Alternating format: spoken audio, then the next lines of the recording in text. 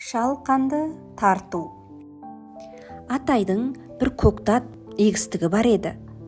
Ол жерде көп деген көктаттар өсіп шығатын. Қараңдаршы, мынау болса шалқан.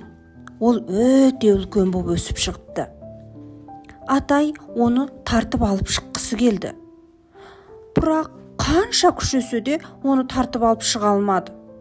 Сонымен ата апаны көмекке шақырды.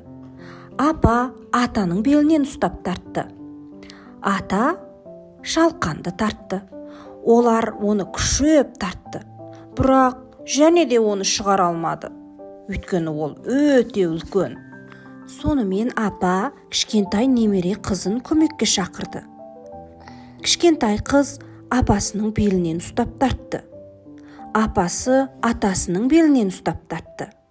Атасы шалқанды тартты. Олар бар күштерімен оны тартты. Бірақ та және де оны шығара алмады.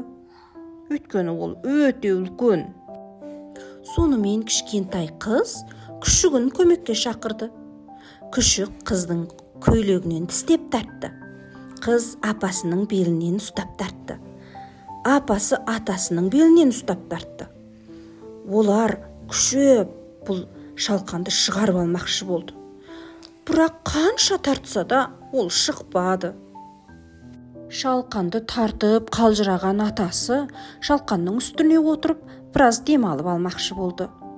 Сонымен күшік мысықты көмекке шақырды. Мысық күшікті тартты. Күшік қызды тартты. Қыз апасының белінен ұстап тартты. Апасы атасының белінен ұстап тартты.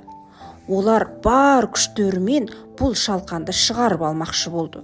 Бірақ және де оған күштері жетпеді. Оны шығара алмады. Мына шалқан тіпті сіресіп жерден шығатын емес. Сонымен мысық кішкентай тышқанды көмекке шақырды.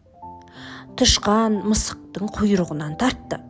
Мысық күшіктің құйрығынан тартты. Күшік қыздың көйлегінен тістеп тартты. Қыз апасының белінен тартты. Апасы атасының белінен тартты.